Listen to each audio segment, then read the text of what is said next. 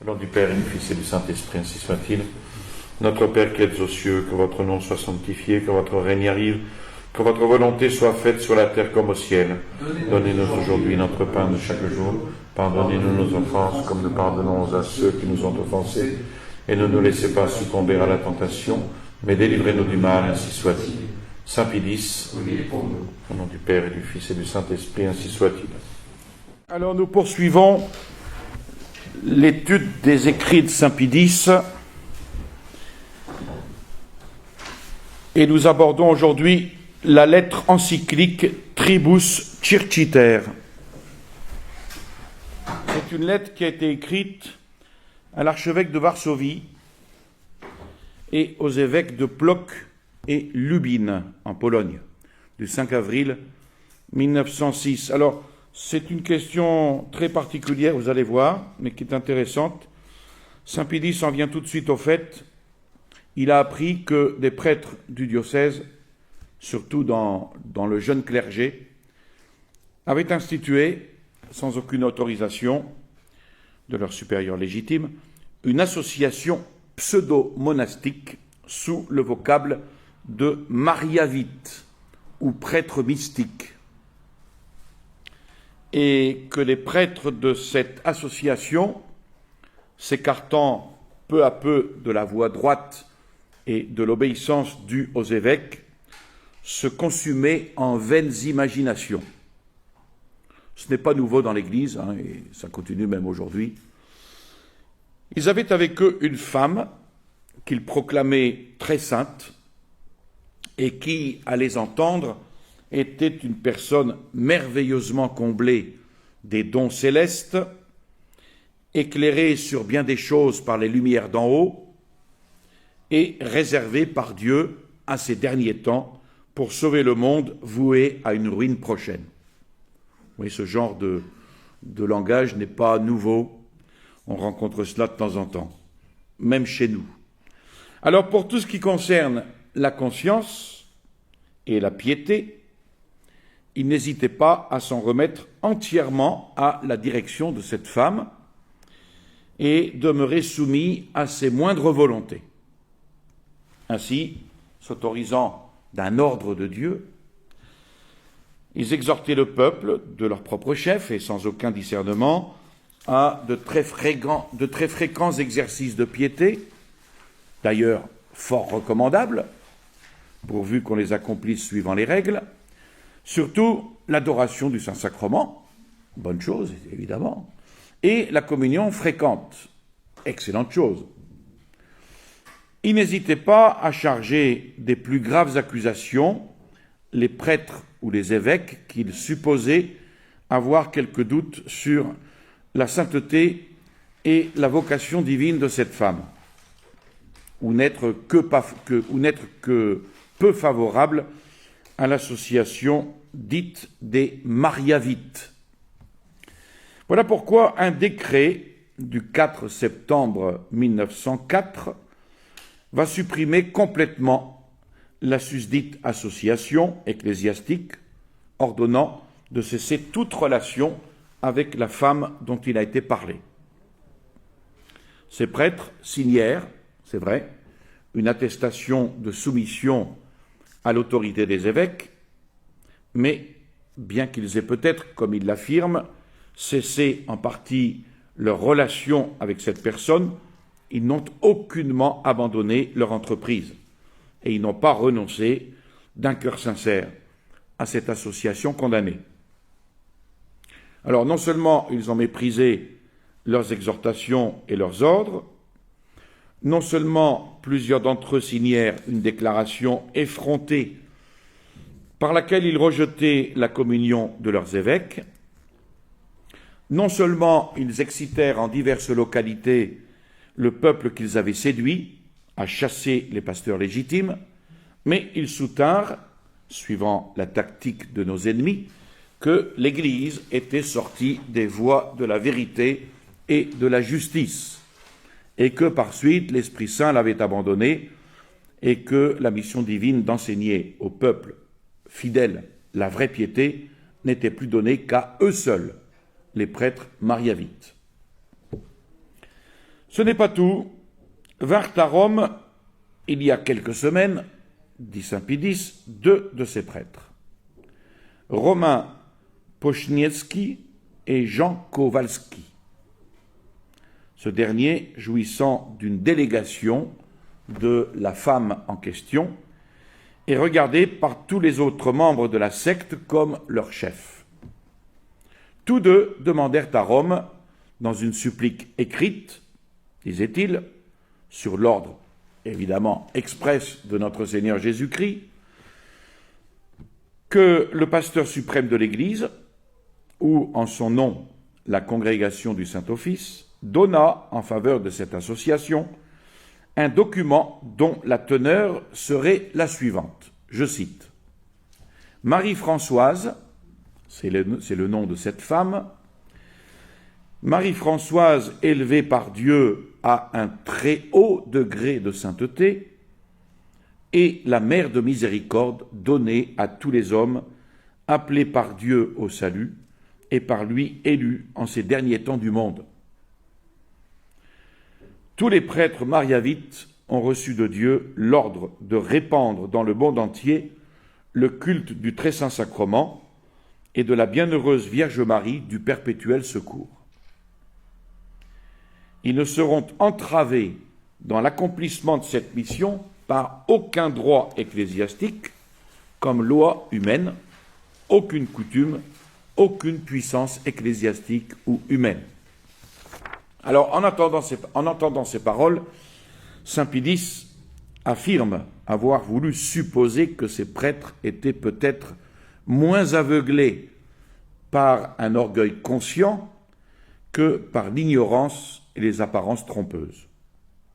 Comme ces faux prophètes dont parle le prophète Ézéchiel, au chapitre 13, versets 6 et 7, ils ont des visions saines et ils profèrent des oracles de mensonges, disant « Ainsi a parlé Jéhovah », sans que Jéhovah les ait envoyés, et ils ont continué à maintenir leur assertion. Ne sont-ce pas des visions vaines que celles que vous voyez, et des oracles menteurs que ceux que vous prononcez?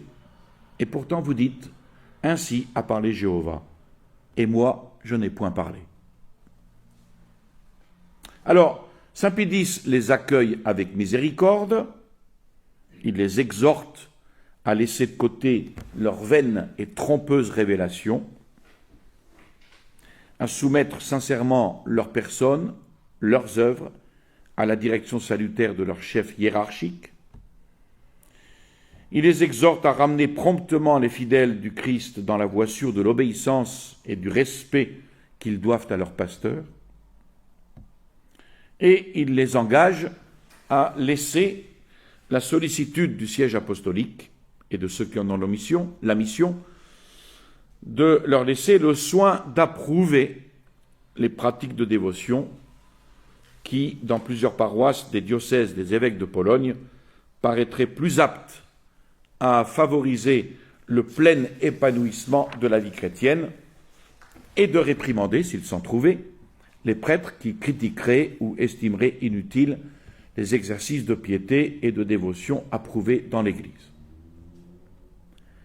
Alors, saint Pie exprime sa consolation de voir ces prêtres présenter une déclaration écrite dans laquelle ils désavouent sincèrement la lettre qu'ils avaient écrite le 1er février à l'archevêque de Varsovie et dans laquelle ils avaient déclaré se séparer de lui. Dans cette déclaration, ils affirment leur volonté d'union aux évêques et ils font, au nom de tous les mariavites, déclaration d'obéissance et de soumission. Donc, grande consolation pour saint Pie, après qu'ils aient obtenu son pardon, que ces prêtres s'appliqueraient, dès leur retour en Pologne, à réaliser promptement leurs promesses. Et dans ce but, il avait d'ailleurs engagé les évêques à les accueillir avec miséricorde, à les rétablir dans leurs anciennes fonctions sacerdotales, si les faits répondaient aux promesses. Mais l'événement a trompé l'attente de saint Pie. Cette assurance qu'il donnait de leur fidélité au vicaire du Christ ne fut conforme ni à la réalité, ni à la véritable obéissance. Ayant de nouveau ajouté foi à des révélations mensongères. En fait, ils n'ont cessé de résister ouvertement à l'autorité de leur pasteur. Alors, saint Pie, à cette occasion, rappelle la lettre de Léon XIII du 17 décembre 1888, lettre qu'il avait écrite à l'archevêque de Tours. Ce sont les évêques qui forment la partie la plus auguste de l'Église. Le corps épiscopal instruit et dirige les hommes de par le droit divin, et c'est pourquoi quiconque leur résiste ou refuse opiniâtrement de les écouter s'écarte de l'Église. D'autre part, il n'appartient d'aucune façon à de simples particuliers de rechercher la raison des actes des évêques et de les critiquer. Mais cela ne regarde que leurs supérieurs dans la hiérarchie sacrée, en premier lieu le souverain pontife, à qui le Christ a confié le soin de paître, non seulement les agneaux, mais encore toutes les brebis, quelles qu'elles soient, en tout lieu. Tout au plus est-il permis, lorsqu'il existe quelques graves sujets de plainte, de porter l'affaire devant le pontife romain. Mais encore faut-il agir en cela avec la réserve et la modération que recommande le souci du bien commun, en évitant les contestations bruyantes et les objurgations, qui sont plutôt de nature à engendrer des dissensions et des froissements, ou du moins à les augmenter. Alors, cette lettre de Léon XIII, elle vaut en 2020, évidemment, avec les adaptations que nous avons à faire. C'est évident.